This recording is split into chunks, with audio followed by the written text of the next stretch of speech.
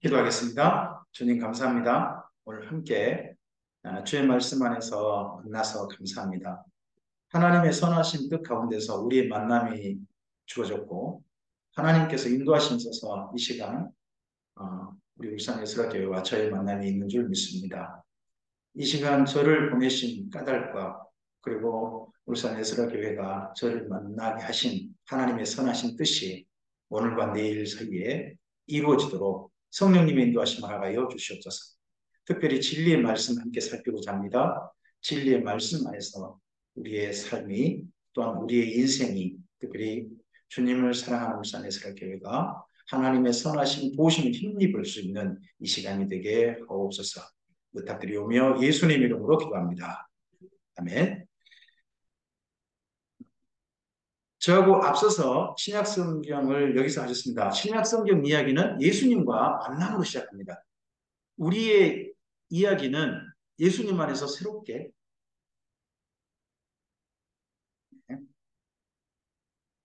예수님 안에서 우리 인생을 새롭게 살 수 있도록 부르셨습니다. 그래서 이전 것은 지나갔으니 새 것이 되었도다. 신약이라는 것과 함께 우리도 새롭게 예수님과 함께 시작하는 거죠. 그 예수님과 시작하는 삶이 뭡니까? 하나님이 기대하신 삶은 한결같습니다.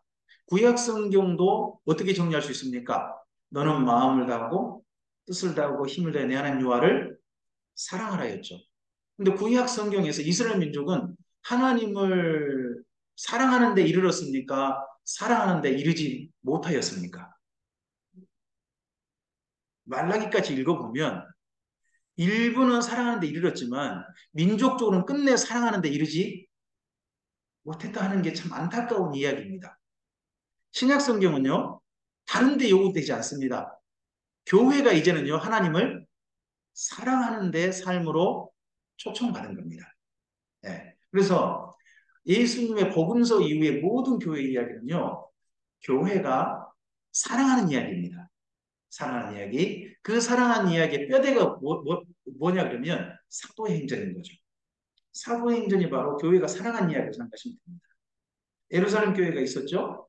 그 다음에 예루살렘 교회를 통해서 어느 교회가 형성됩니까? 이방인까지도 예수님 믿게 된 안디옥 교회가 형성됩니다. 그리고 하나님께서 안디옥 교회에게 선교사를 세우셔가지고 선교사를 보내십니다. 그 선교가 뭡니까? 다른 게 아닙니다. 교회가 사랑하는 이야기입니다. 어, 주님의 교회가 누군가에게 전도하고 또 선교사님을 돕고 하는 그런 일들을 하지 않습니까? 그 모든 일들이 뭐예요? 사랑하는 일에 동역하는 겁니다. 함께 사랑하는 겁니다. 그래서 교회의 모든 일은 한마디로 정의하면 이렇습니다. 사랑하는 겁니다. 구약도 마찬가지고 신약도 마찬가지고 우리의 모든 삶의 가장 중심은 이거 있으면 된다고 생각합니다. 예수님의 뜻대로 사랑하며 살았습니다. 하는 게 원기둥인 거죠. 거기에 가지들이 있게 되고 그 가지에 잎이 피게 되고 그리고 그 가지를 통해서 꽃이 피고 그리고 열매를 맺는 게 예수님 안에 우리의 새로운 인생이라고 생각합니다. 그 일들을 잘 해낸 교회가 어디냐 그러면 안디옥 교회입니다. 안디옥 교회는 세 번의 선교사를 파송합니다. 세 번의 선교사. 그래서 1차는 바나바와 바울이 파송받죠. 그리고 2차는요. 2차는 바나바 팀과 바울 팀이 파송받습니다. 3차는요. 바울만 파송받습니다. 3차는 잘 보시면 바나바 파송 이야기가 없어요. 바울만 파송받아요. 그래서 2차 파송 때 바울 팀으로만 이야기가 연결되죠. 사도행전에는. 바나바 팀은 어떻게 사역했는지 이야기가 나오지 않아요. 바울 팀만 어떻게 사역했는지 이야기가 나오는 거죠. 그래서 바울 팀이 원래는 아시아의 에베소로 가고 싶었는데 어디에 선교를 하게 되냐 그러면 헬라 지역을 선교하게 됐다는 거예요. 그 헬라 지역 선교에다가 이쪽 그리스의 위쪽 지역을 가리켜서 마게도냐라고 그러죠. 그 마게도냐에 있는 빌립보 교회와 데살로니가 교회, 베레아 교회를 개척합니다.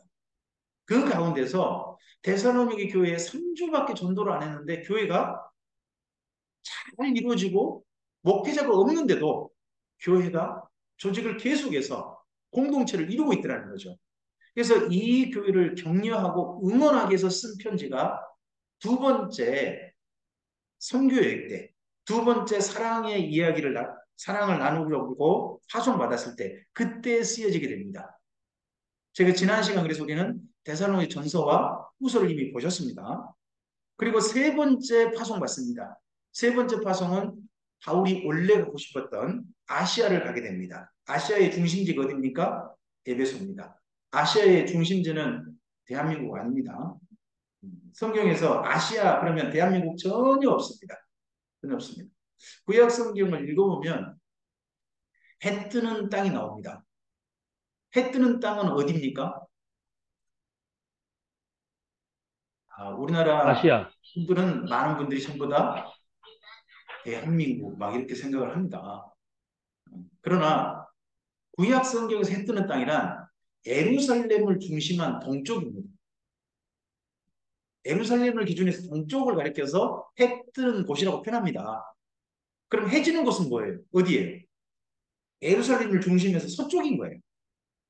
그게 성경의 이야기니까 그런 부분들은 이거 잘 읽으셔야 돼요. 그래서 구약 성경을 가지고요. 해 뜨는 곳에서 동방에 뭐 독수리가 나타났다. 그게 대한민국의 어떤 교주가 등장할 이야기다. 그렇게 읽는 것은 다 엉터리라는 겁니다. 전혀 그런 이야기 아닙니다.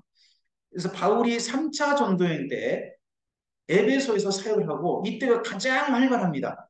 최고의 전성기입니다. 쉽게 말하면 서울 한 군데서 복음을 전했는데 대한민국 전체에 복음이 퍼진 겁니다. 그 정도로 강력하게 복음의 역사가 일어났습니다. 그때 바울이 어떤 일을 합니까? 3년 동안 사역하는데 2년 동안 두란노송에서 성경을 날마다 가르치는 일을 했죠. 그러면 서울에서 복음을 전했는데 대한민국 전체에 복음이 퍼지게 된 것은 바울이 직접 하는 게 아닌 거예요. 바울과 2년 동안 가르침 받았던 사람들이 지역적으로 보냄받은 거죠. 그래서 그들이 지역적에서 복음을 전해가지고 그래서 아시아 전체가 복음으로 뜨겁게 되어진 그런 사건이 바울의 3차 전쟁입니다. 근데 이렇게 바울이 열심히 전하면 반드시 누가 있냐 그러면 시기하는 자가 있습니다. 바울이 하는 것이 정말 싫어하는 사람도 있습니다. 그들이 누굽니까? 할레파입니다. 할레파라고 그러고 노목사님께서는 그들을 가리켜서 가짜 사도 이렇게 표현합니다. 자칭 사도, 자기들을 가리켜 사도라는 자들이라는 소리죠. 잠깐만 뭐 여기 한 가지만 좀 우리 좀 정리해 보고 가볼까요? 사도가 어떤 사람이에요? 예수님의 제자. 자, 사도란 첫째, 예수님께서 파송한 사람들을 사도라고 합니다. 가장 기본적으로요, 12 제자죠. 근데 조금 개념이 더 확장됩니다. 두 번째 개념은 뭐냐 그러면요. 예수님의 생전 사역을 목격했던 사람입니다. 예수님 곁에서 함께 했던 사람들. 그리고 그 이후에 예수님의 소식을 전했던 사람들. 그러면 소위 말한 마가의 다락방에 있었던 몇 명, 120명 있죠. 그들이 사도들인 거예요. 그들이 사도들인 거예요. 그리고 세 번째 사도가 있어요. 세 번째 사도는요. 성령께서 교회에게 지시하셔서 파송받은 사람이에요. 그들이 누구냐 그러면 바울과 바나바예요. 이 정도까지 사도예요. 이 정도의 사도예요. 근데 유대인들이 아마도 내가 실제 예수님과 함께 다녔던 사람이에요. 직접 성령에 내가 체험을 한 사람이에요. 오순절 성령 다락방에 그 은혜를 입은 사람이 바로 나요. 그러면서 가가지고 바울 사역을 회방하는 사람들이 있다는 거죠. 그들이 소위 말하는 가짜 사도, 자칭 사도 그런 사람들인 거예요. 그런 사람들이 바울 사역을 회방합니다. 심지어 회방할 때 어떤 방법을 쓰냐 그러면 아무리 봐도 유대교 사람들을 뒤에서 은근히 바울하고 완전히 적대감을 갖도록 그렇게 만들었던 모양입니다. 그러다 보니까 실질적으로는 유대교가 바울을 대적합니다만 유대교가 바울을 대적할 수 있도록 자꾸 뒤에서 연기를 피우는 사람도 있어요. 그 사람들이 할례한 거예요. 잠깐 우리 성경을 오늘 미리 보실 성경 중에 일부입니다만은 좀 미리 좀 가볼까요? 빌립보서 1장 한번 보시겠습니까? 우리가 잘 아는 말씀일 텐데요. 빌립보서 1장, 네, 보세요.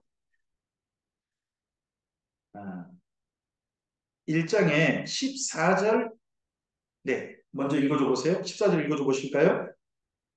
형제 중 다수가 나의 매임으로 말미암아 주 안에서 신뢰함으로 겁없이 하나님의 말씀을 더욱 담대히 전하게 되었느니라. 이때가 바울이 재판받을 때거든요.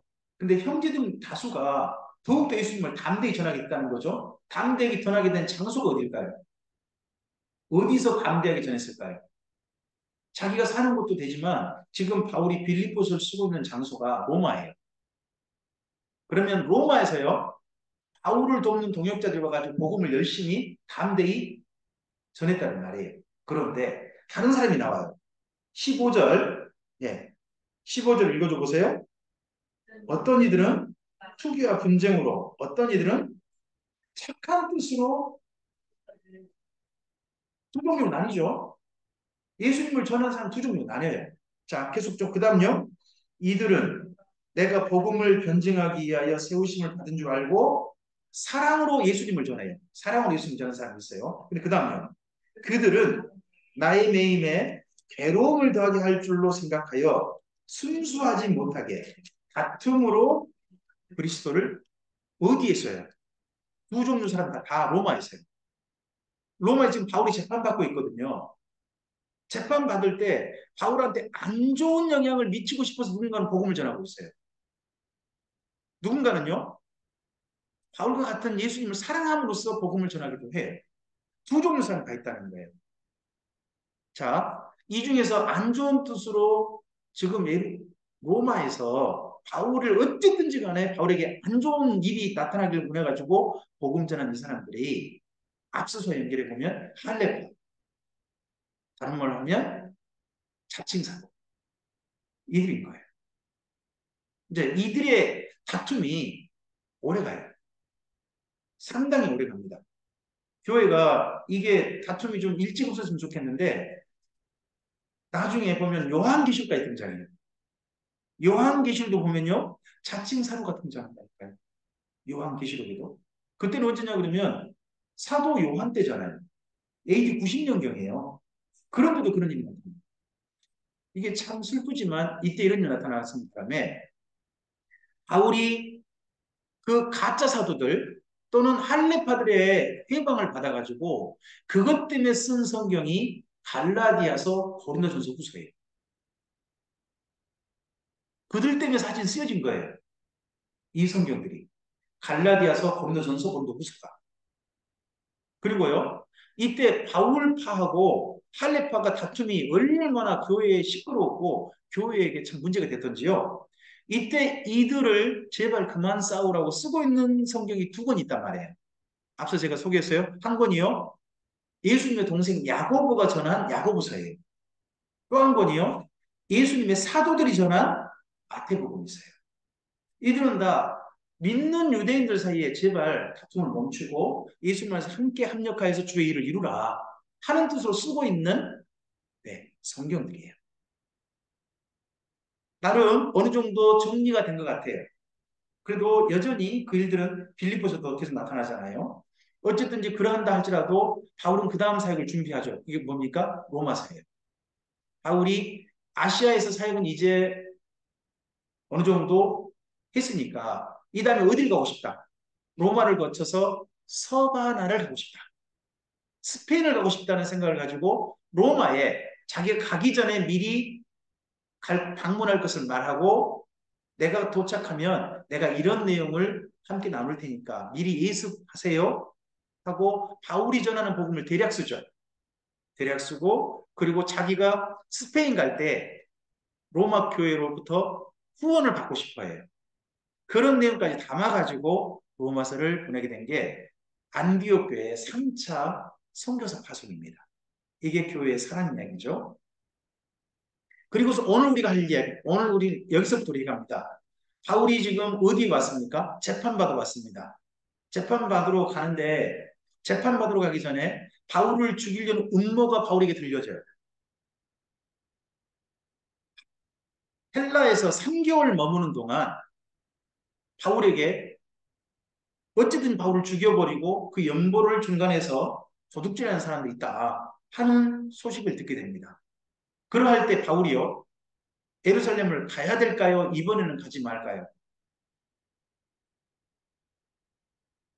무엇이 하나님의 뜻일까요?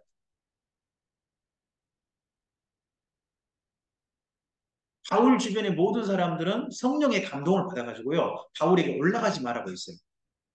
아, 성령님이 감동 받았다니까요? 바울 주변 사람들은? 근데 바울은요, 그러한다 할지라도 올라가요. 내가 죽기를 가고 있다 하는 거죠. 자, 그럼 바울의 각오는 성령에 감동된가요? 성령의 감동을 무시한 건가요? 그것 또한 성령의 감동이라는 거예요. 우리에게 주어진 사건이 좀 상당히 좀 중요한 게 있어요. 그게 뭐냐 그러면 선택은요. 우리가 어떤 것을 선택하든지 간에 그 가운데 성령님의 인도하심이 있을 거라고 우리 믿는 거예요. 바울이 만약에 이때 올라가지 않았다면 그 다음 다른 길이 열렸겠죠. 하지만 바울이 죽음을 하고 올라가기 때문에 사도행전이 쓰여지게 되고 로마에 재판을 받으러 가는 일이 이어지게 되는 거예요. 자, 어쨌든 이제 올라가서 어떤 일을 겪나요? 예루살렘 교회에 연보를 전달하고요. 그리고 난 다음에 어떻게 되죠? 아시아에서 온 유대인 덕분에 죽을 뻔해요. 그리고 가이사랴에서 2년간 재판을 받게 되죠. 2년간 재판받게 되어지고 그리고 나서 황제에게 재판 청구해서 로마로 가게 됩니다. 로마에서 2년 동안 또 갇히게 됩니다. 황제한테 재판 청구했을 때는 바울이요, 자기 재판이 2년이나 가게 될 것이라고 생각했을까요? 저는 이렇게 생각합니다.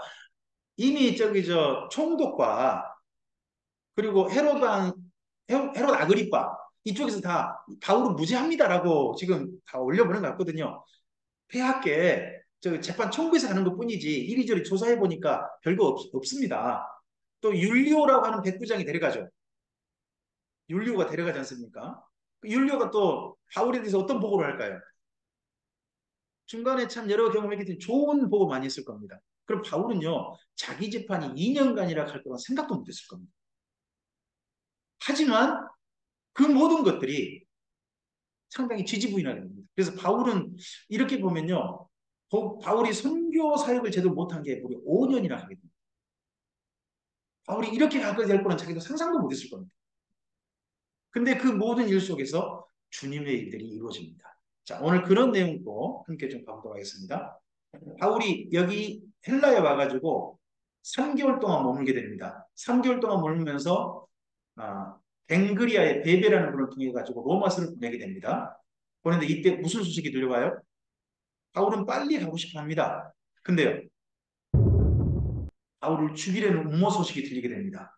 그래서 바울이요, 배를 타고 빨리 가지 못하고 이 사람들과 시간 간격을 두고 자기가 그래도 예루살렘을 가고자 합니다.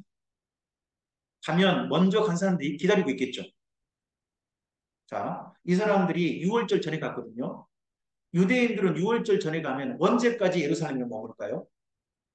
보통 오순절날까지 머뭅니다.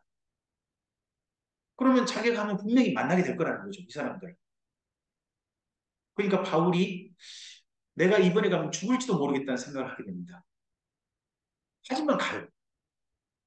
하면서 교회들과 마지막 만남인 것처럼 만나게 됩니다. 대표적인 데가 바로 두로와 만남입니다. 그 고린도후서에 읽어보면 그 내용이 나오죠. 바울이 두로아에 이르렀는데요. 그 디도 걱정 때문에 디도를 고린도에 보냈는데 빨리 안 왔어요. 안 와서 자기가 그냥 예배소에서 여기 백길이 끊겨가지고 이쪽 두로아로 해가지고 빌립보로 해서 이렇게라도 고린도 가봐야 되겠다 싶어가지고 두로아 갔는데 두로아에 바울이 왔다고 사람들이 많이 모였다는 거예요. 복음을 듣고자. 근데 그때 전하지 못했다는 겁니다. 전하지 못했었는데 이번에는 어, 사람들이 또 모인 겁니다.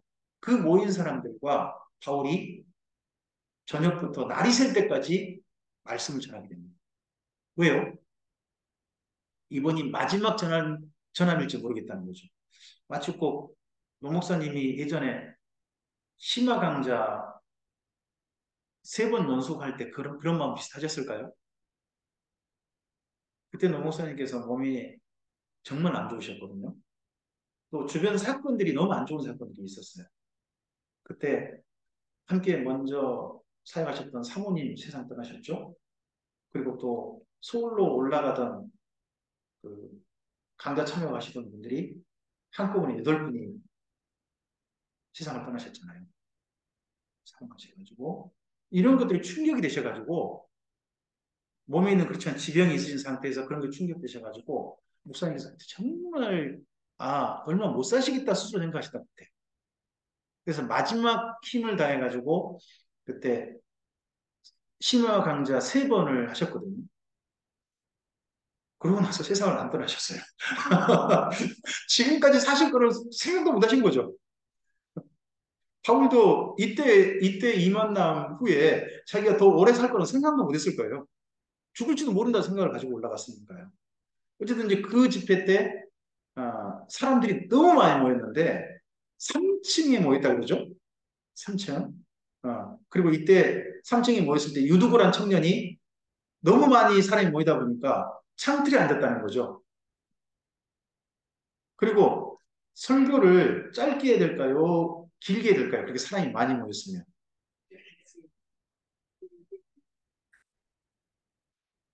사람이 많이 모이면 길게 하면 안 돼요.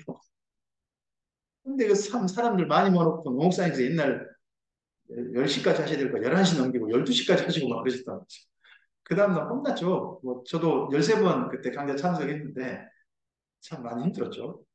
그래도 저는 창틀에는 안 앉아가지고 떨어져 본 적은 없어요. 근데 유두그란 청년은 이때 떨어졌다는 거죠.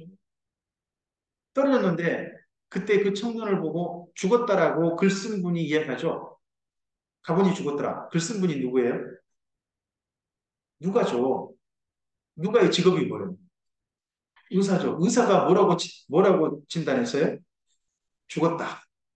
죽은 거예요. 그러면 진짜 죽은 거예요. 그런데 다시 살려가지고 다시 살려서 다행히 목숨이 돌아왔어요. 그럼 몸에 충격은 여전히 있지 않았을까요? 그랬으면 집회 멈출까요? 계속 할까요? 그런 사건이 있어요. 집회 중에. 그러면 멈출까요? 계속 할까요?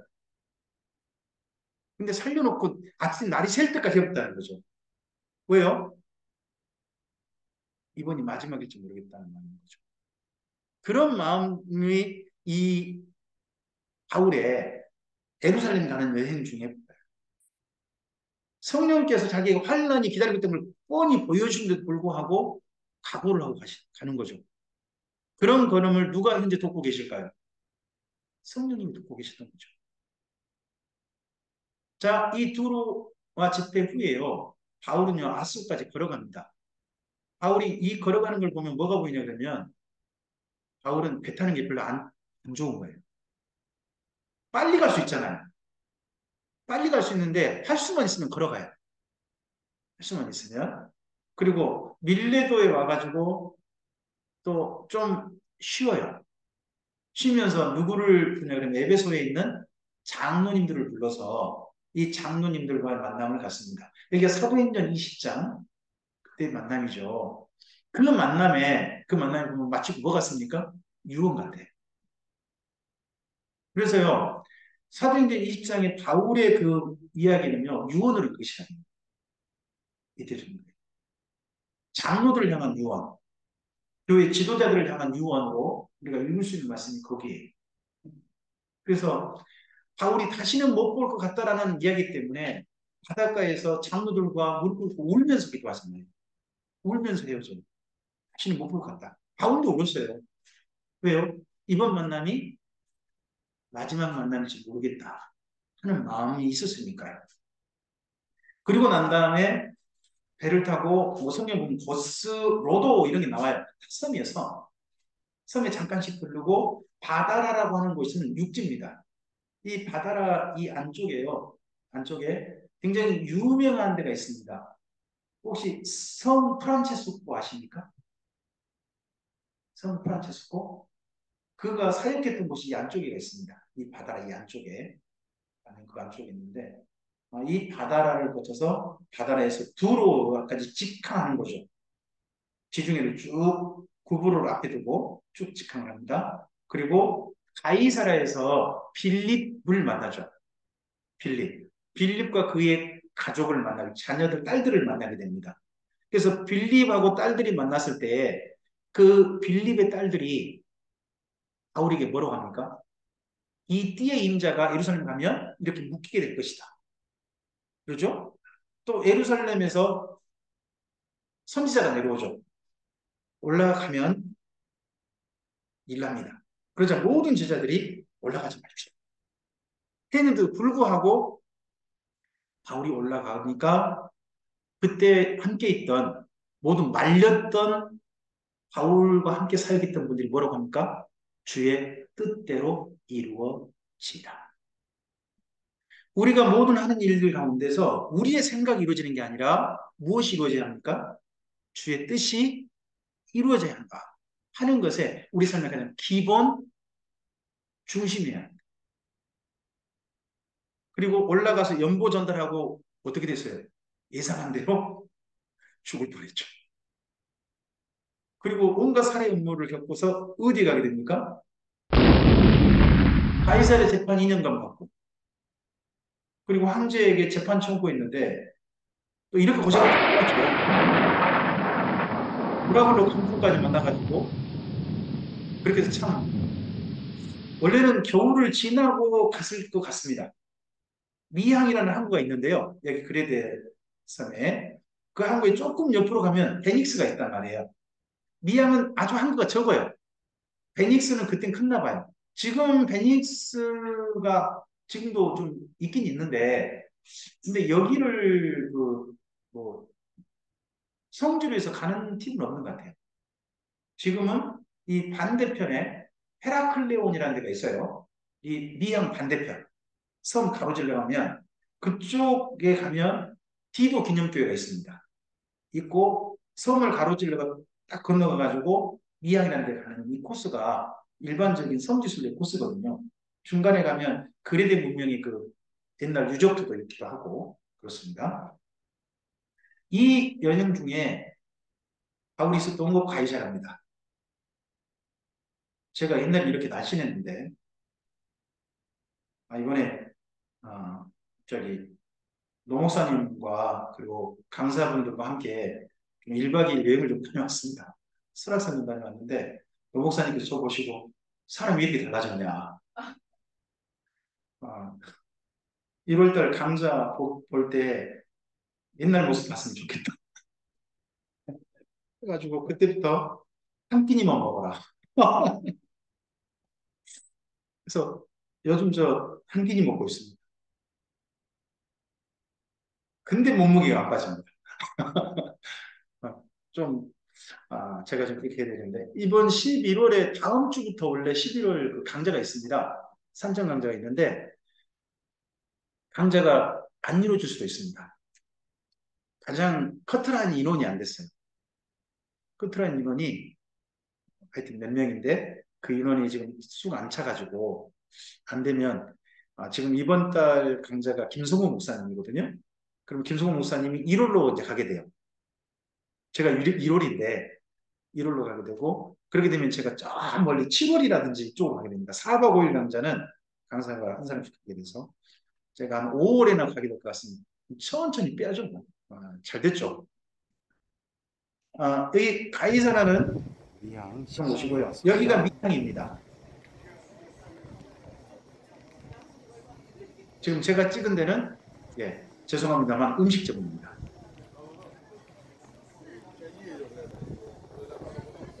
미항을 가면 여기서 음식을 먹으면서도 여기를 미항이라고 하지 않습니다. 자, 여기 이쪽에 오른쪽에 제 오른쪽에 이쪽에 좀 산 있죠.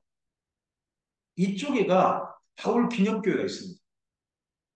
그리고 이 밑에가 바울이 기도했다고 하는 굴이 있어요. 바울이 거기서 기도했을까요? 안 했을까요? 모르죠. 굴이 있으니까 그렇게 해놓은 것 같아요. 하여튼. 근데 이 밖에 쪽에 그 섬이 살짝 있고 그 안에 좀 아주 좁게 있는데 거기는 글쎄요, 배가 될 수 있는 곳이 아니에요. 여기가 딱 좋아요. 바로 이쪽. 그래서 여기를 미항으로 다 봅니다. 근데 유적지는 이 바깥쪽에, 이 언덕 너머 그쪽에 있습니다. 그레데 가보시면 이쪽에 가시게 될 겁니다. 네. 여기는 바울이 걸어갔던 아피아 가도라는 곳입니다. 이탈리아 도착해가지고 갔는데 이 도로가 기원전 3세기 정도부터 만들어지기 시작해가지고 지금까지 존재합니다. 그럼 여기 깔린 돌이 지금 언제적 깔린 돌이겠어요? 이 돌들이. 옛날 로마 시대 때. 그럼 이 돌들 위로 누가 걸어갔을 가능성이 높은 거예요? 바울 일행이 걸어갔을 가능성이 높은 곳입니다. 한번 아피아 가도로 보면요. 여기 아피아 가도라고 합니다.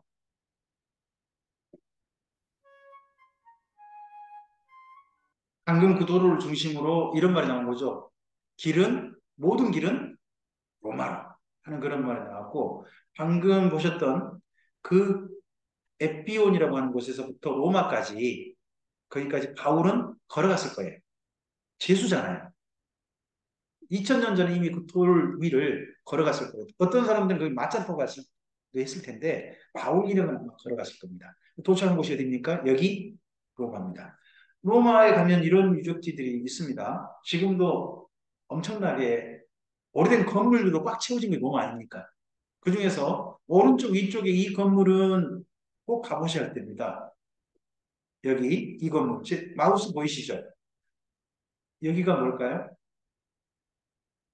여기 마메틴 감옥입니다. 우리 디모데후서를 썼던 곳.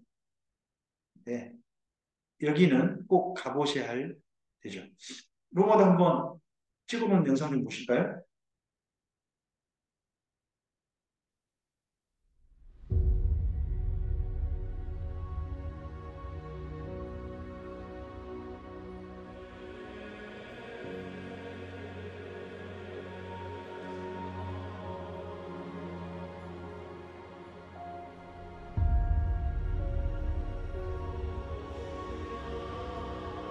이런 건물입니다. 천년 넘은 건물입니다. 근데 이렇게 로마 다 가지고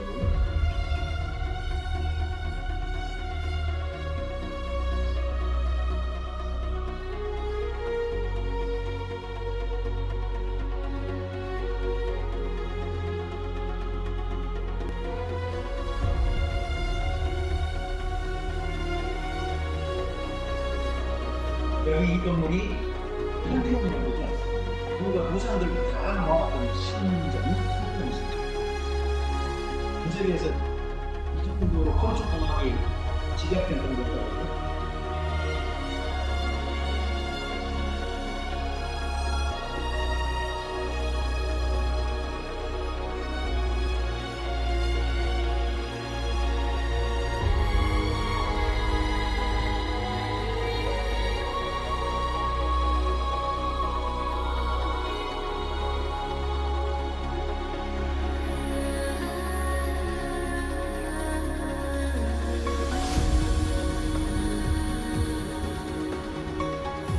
로마의 현재 중심지 건물은 성 베드로 성당 여기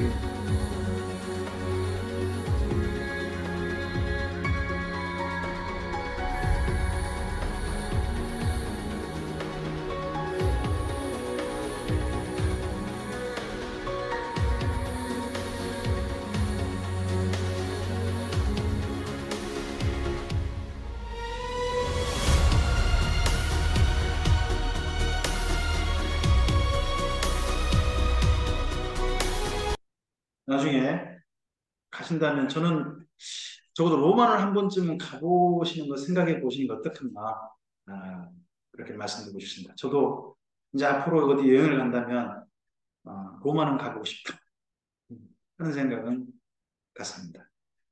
자, 이때 로마에서 바울이 2년간 있게 되어집니다. 이 2년간 동안 바울은 어떤 사람이 존재하냐? 피고인입니다. 뭐하러 갔죠? 재판받으러 갔습니다. 그걸 잊어버리면 안 됩니다. 바울이 2년간 있는 기간은 재판받으러 간 겁니다. 고소인이 누구예요? 유대교 유대인입니다. 유대교에서 바울의 제명이 뭐죠? 사도행전에서 말하고 있는 더둘로라고 하는 그 변호사, 그 사람을 통해서 바울은 이런 죄를 지었습니다라고 하는 게 두 가지가 있습니다. 하나는 나사렛 이단의 회수라는 겁니다. 바울이 믿은 종교가 어떤 종교다? 이단이다. 로마의 복이 이단이다 하는 겁니다. 또 하나가 뭡니까? 로마 제국은 천하의 연병이다. 로마 제국에서 결코 도움이 안 되는 곳곳에서 소란만 일으키는 그런 사람이다. 하고 바울을 고소한 겁니다. 특별히 두 가지 제목이 커요. 이 두 가지 제목 때문에 바울은 뭘 받아야 마땅하다? 사형에 처해야 된다. 하는 것이 여기 유대인들의 주장인 겁니다.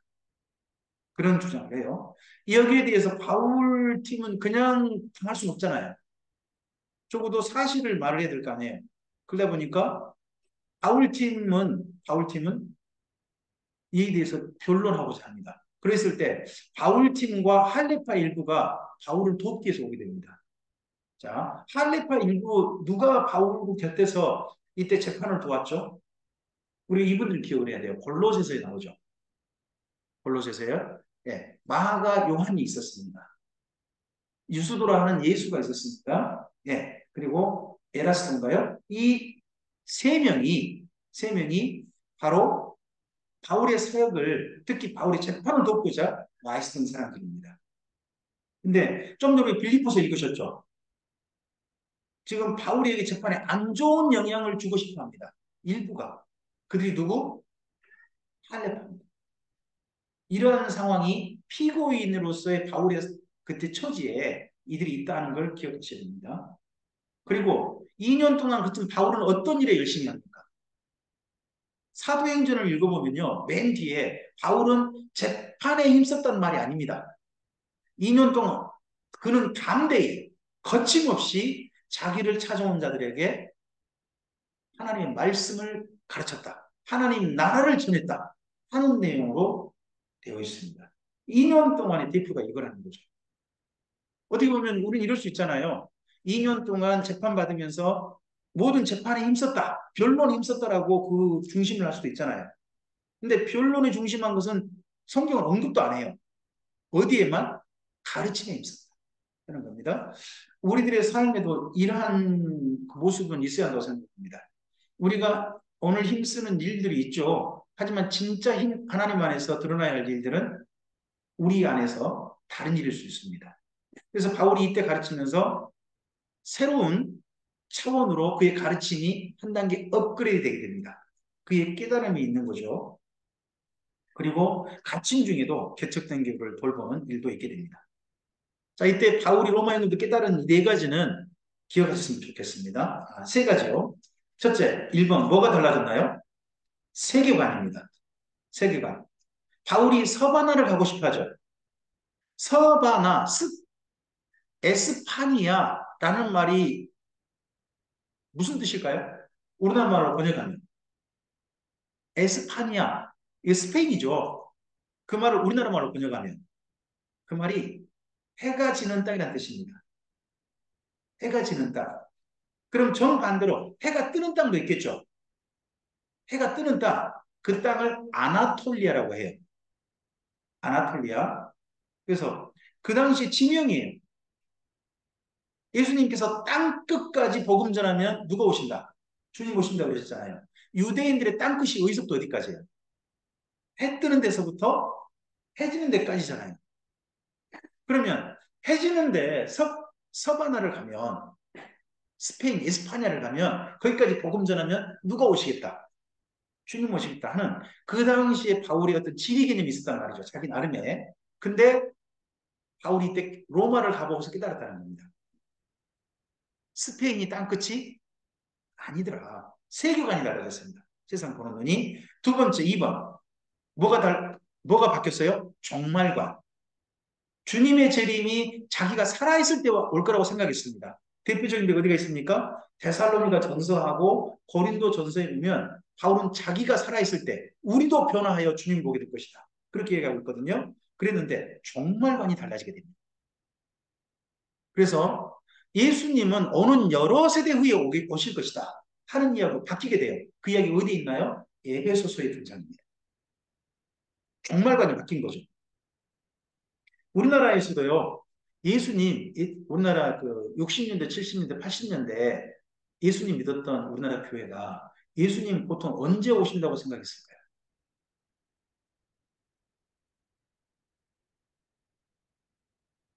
그래요. 많은 교회가 88년에 오실 거라고 생각했습니다. 88년. 왜요? 무화과 나무에 싹이 나면 이 모든 일이 다 이루어질 것이다. 그리고 이 모든 일이 한 세대가 되기 전에 다 이루어질 것이다. 주님 오신다 그러잖아요. 무화과 나무에 싹이 난다는 것을 우리나라의 60년대, 70년대, 80년대 교회가 무화과 나무에 싹이 나거든 하는 말을 어떻게 해석했을까요? 그게 이스라엘의 독립으로 해석했어요. 가나안 땅 이스라엘 독립. 이스라엘 독립이 몇 년에 이루어졌죠? 1948년이에요. 한 세대면 몇 년 후예요? 40년이 한 세대잖아요. 그러니까 몇 년 후? 1988년에 주님 오신다. 88년 우리나라에 뭔 일이 있었죠? 올림픽이 있었잖아요. 전 세계 사람이 우리나라 왔잖아요. 그때 복음 전하면, 그 모든 사람이 복음 전하면 누구 오신다? 그래가지고 그때 나가서 복음 열심히 전하신 목사님들 많았다는 거죠. 88년에 주님 오신다고 원래 조영기 목사님도 이야기했고요. 우리나라 상당히 많은 분들이 그렇게 이야기했어요. 실제로. 근데 88년에 주님 오셨나요? 안 오셨잖아요. 그러니까 그때 등장한 게 누구예요? 중학생들의 방언인 권미나, 하방이 이런 네 명이 방언을 해요. 그러면서 불씨를 살려가죠. 불씨를 살려가는 대표적인 책이 뭐예요? 다가올 미래를 대비하라. 예비하라죠. 담이 다가올 미래를 대비하라. 담이 성경에 그때 등장하게 돼요. 왜요? 연도 계산이 잘못됐다는 거죠. 예수님 실제 연도는 4년 지금 현재 연도하고 비교해 보면 이게 4년 계산이 잘못됐다는 거예요. 그러니까 1988년에서 4년을 더 몇 년이 돼요? 그래서 92년에 주님 오신다고 합니다. 4명을 통해서. 그래서 그 불씨를 계속 살려가죠. 그래서 92년에 우리나라 100만 명이 넘는 사람들이 다미선교회 그쪽에 해가지고 뉴스 나오고 그날 10월 그때 저녁에 온 세상이 웃음거리가 됐죠. 그러고 난 다음에 우리나라 교회가 갑자기 설교가 사라졌어요. 한 가지 설교가. 무슨 설교가 사라졌을까요? 예수님의 재림에 대한 설교가 갑자기 다 조용해져 버렸어요.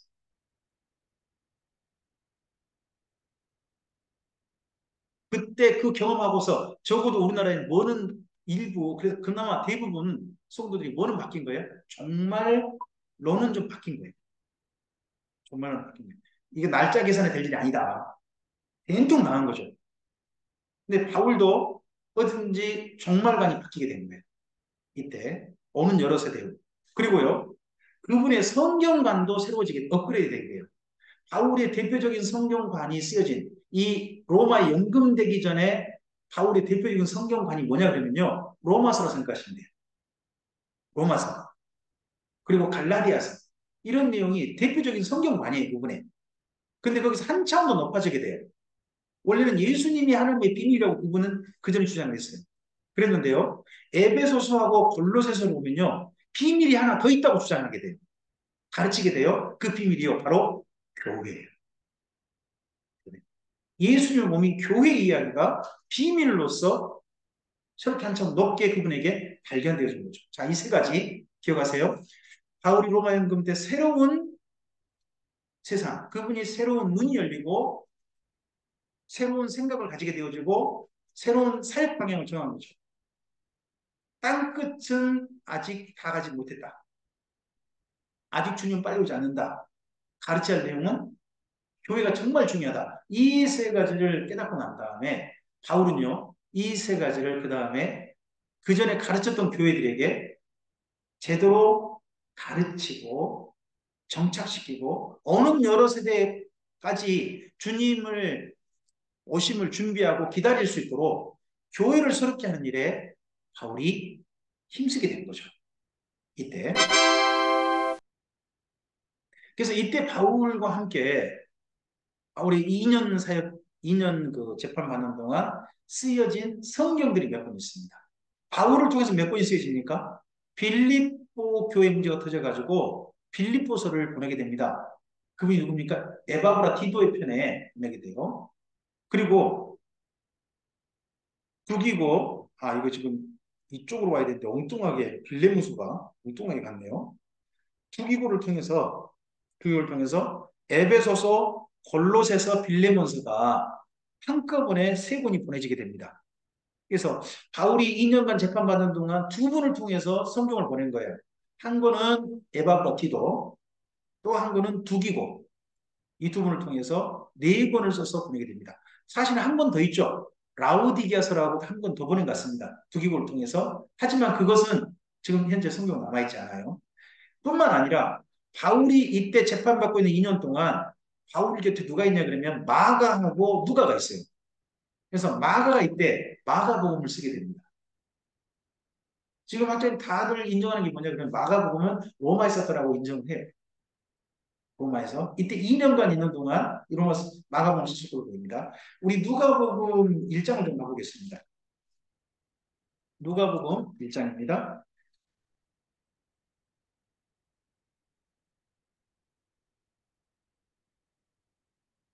1절부터 좀 보시면요. 우리 중에 이루어진 사실에 대하여 2절 한번 읽어주실래요? 처음부터 목격자와 말씀에 일꾼된 자들이 전하여 준 그대로 내력을 조술하려고 붓을 든 사람이 자 그러면 목격자와 말씀에 일꾼된 자는 누구냐 그러면 사도라고 생각하시면 돼요.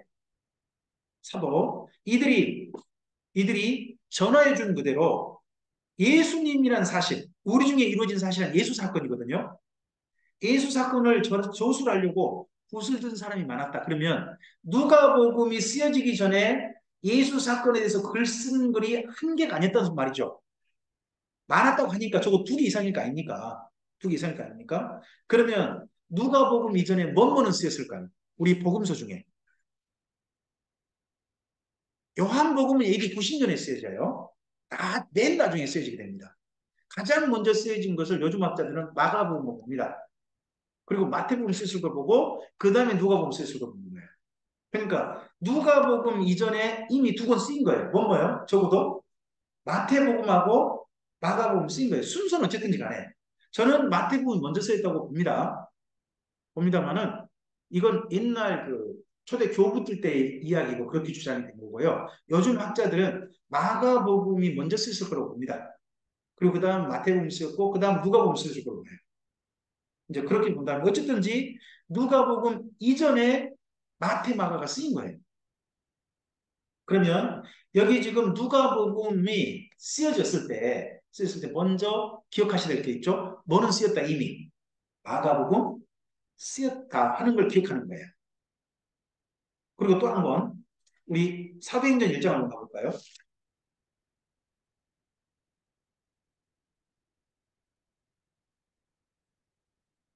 사도행전 1장 1절 읽어주세요. 데오빌라여 내가 먼저 쓴 글에는 무릇 예수께서 행하시며 가르치시기를 시작하신부터 2절까지요. 그가 택하신 사도들에게 성령으로 명하시고 승천하신 날까지 일을 기록했다. 그럼 이게 무슨 이야기죠? 이게 먼저 썼다는 이야기가 뭐예요? 누가복음이죠. 그럼 바로 이어서 지금 뭘 쓰고 있다? 사도행전 쓰고 있다. 그럼 사도행전 이야기가 뭐죠? 사도행전 이야기는 이거예요. 예루살렘에서 복음이 전해지고 난 다음에 바울이 로마에 재판받으러 오기까지 이야기예요. 잘 생각해 보시면 바울이 로마에 현재 이래 가지고 로마에 현재 재판받으러 왔다 하는 이야기인 거잖아요. 거기까지 이야기죠. 그러면 사도행전은 바울이 재판받는 데까지만 기록하고 있어요. 그래서 사도행전을 놓고 보면 사도행전이 로마에서 바울이 재판받았을 때 바울이 지난 행적을 적어도 재판에 제시하고자 해서 이 사도행전을 쓸 가능성이 높아요. 바울이 지난 이렇게 바울에 대해서 음모, 잘못된 악평해가지고 곳곳에서 바울 때문에 소유가 일어났다라고 그렇게 말을 고소하는 사람들이 누굴까요? 유대인들일 거 아니에요. 근데 알고 보면 사도행전에서 뭐라고 하죠? 바울이 소유를 일으켰나요? 바울이 미워서 유대교 사람들이 소유를 일으켰나요? 그 이야기를 쓰고 있잖아요. 바울은 소유를 일으킨 적이 없다. 유대교 사람들이 바울을 미워서 그렇게 한 것이지. 응? 그 전혀 아니다. 하고 그런 내용을 실제 해명을 다 해놔요. 다 해서 쓰고 있어서 이 사도행전이 아무리 봐도 바울 재판전에 그때 정도 쓰인 것 같거든요. 그럼 이것 전에 뭐도 쓰였다고요? 누가복음. 또 누가복음 이전에 뭐도 쓰였다고요? 마가복음.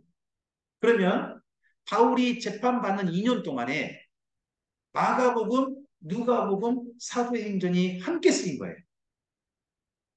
함께. 그럼 생각해 보세요. 바울은 사실 한 5년 동안 선교 사역을 못했잖아요. 실질적으로.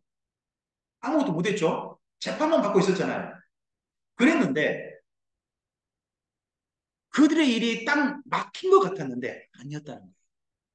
주님의 일은요. 그 답답한 지경 속에서 아무것도 못하고 재판만 받고 있는 그런 상황 속에서 주님의 성경이 쓰여져 가지고 지금 우리에게 전달됐다. 그래서 우리가 정말 생각해야 할 게 뭐냐 그러면 우리에게 답답한 환경이 있다 할지라도 그 속에서 주님의 일은 주님의 선하신 뜻대로 이루어지고 있다는 거예요. 이거에 대해서 인정함이 있어야 되고 우리의 순종함이 있어야 되는 거죠. 자, 그 중에서 먼저 빌립보서를 봅시다. 지금 조금 더 되네요. 빌립보서는요, 그 당시에 교회 가운데서 어떻게 보면 로마와 가장 연락이 빨리빨리 되는 곳이에요. 빌립보라는 도시의 특징을 한 가지 좀 이해하셔야 돼요. 빌립보는요, 그 당시에 로마 식민지 군대가 주둔하는 곳이에요. 식민지 군대. 그러면요, 군대와 군대 사이는 연락이 빨리빨리 되겠죠. 바울이 로마에서 2년간 연금돼 있잖아요. 가택연금, 셋집을 얻어서 그 셋집을 어디 얻었을까요? 여러분 짐작해. 로마의 어디? 황제 궁궐 옆에다 있을까요? 아니면 그 로마 교회 성도들 옆에? 예, 군대로 돼 있어요. 그 빌립보서에 보면 바울의 거처가 사령관 막사 거기 근처로 돼 있습니다. 거기 근처. 그러니까 군대 율리오가 아마도 어디 집을 소개해가지고 그 군대 그 근처에 집이 있었던 것 같아요. 바울이 재판했던 곳이. 그래서 저는 로마 간다면 거기 한번 가보고 싶어요. 혹시나 그런 유적지가 있다면 2000년 전에 그 로마를 방위했던 우리 같으면 우리나라 같으면 뭐랄까요? 수도사령부? 군대 주둔지가 있었을 거 아니에요. 로마를 그 전체를 하는. 근데 거기가 어딘지 제가 여기저기 찾아봐도 이야기를 하는 데가 없어가지고 제가 여기 어디라고 제시를 못하겠어요. 근데 거기가 분명히 있었을 거라고요. 거기 근처였던 것 같아요. 그러다 보니까 바울의 소식이요. 군대와 군대 사이에 너무 빨리 오는 거 하는 거죠. 필리포가 식민지 사령부다 보니까 로마 수도 사령부하고 서로 연결이 빨리빨리 오갔던 것 같아요. 바울 소식이. 그게 정반대로요. 빌립보 소식도 바울에게 빨리 온 것 같아요. 빨리 와서 그 사이에서 바울이 빌립보 교회에게 안 좋은 소식을 듣고서 제발, 제발, 서로 사이좋게 좀 지내세요. 라고 쓰고 있는 거더라고요. 빌립보는요, 군인 도시라고 생각해 보세요. 군대 갔다 오셨나요? 여기 남자분 저까지 포함해서 4명일 때 다 군대 갔다 오셨나요? 아, 그러셨나요? 네, 저만 안 갔다 왔어요. 죄송합니다. 저는 그 군대는 안 갔다 왔어요. 군대는 안 갔다 왔는데 제가 이제 듣기로는 이런 게 있다면서요. 군대는 줄이 있다면서요. 줄이 경험해 보셨나요? 아, 일반병은 경험이 안 되나요? 그런가요?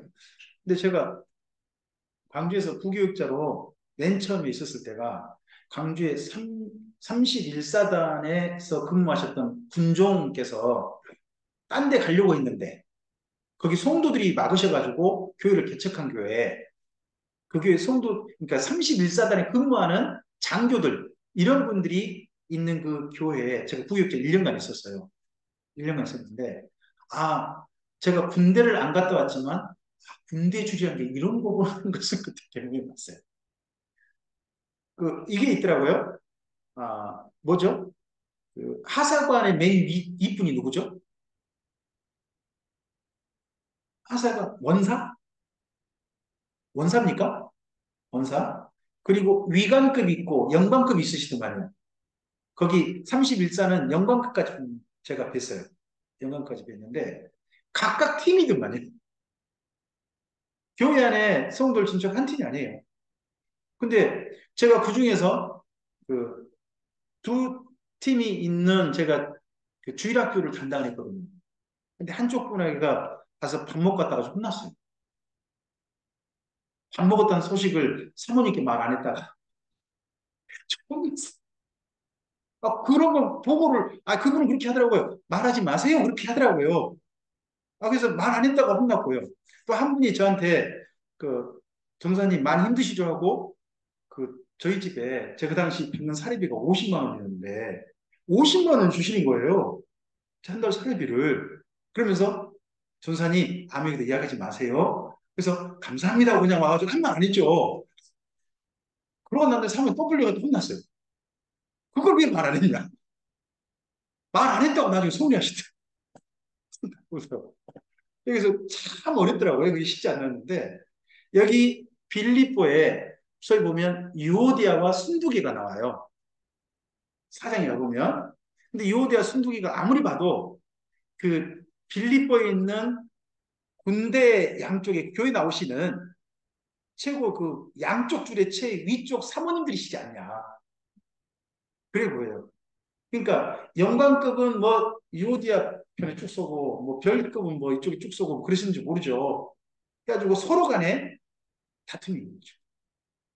그래서 제발 그만 싸우고 사이좋게 지내라는 이야기를 해요. 그러면서 빌립보서에 가장 많이 나온 단어가 뭐예요? 기쁨이에요. 기쁨 기뻐하라요.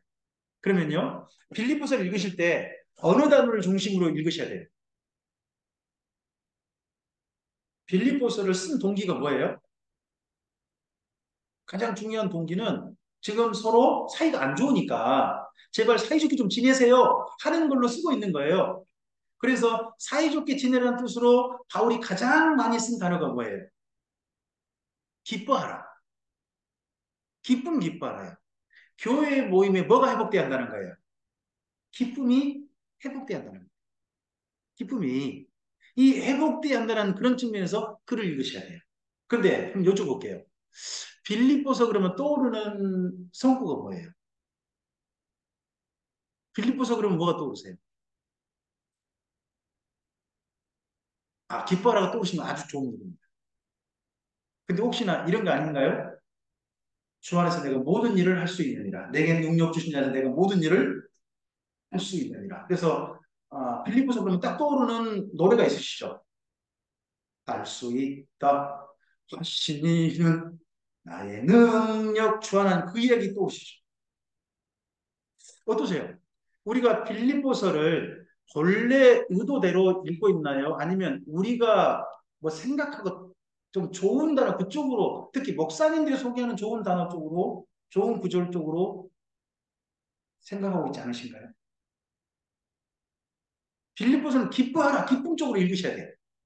기쁨을 회복하기 위해서 뭐가 필요한가 하는 쪽으로 읽으시는 거예요. 그게 바르게 읽는 거예요. 그리고 또 내게 능력 주시는 자에서 내가 모든 일을 할 수 있다는 바울의 이야기가 어떤 이야기인가요? 사장에 보면 나오죠.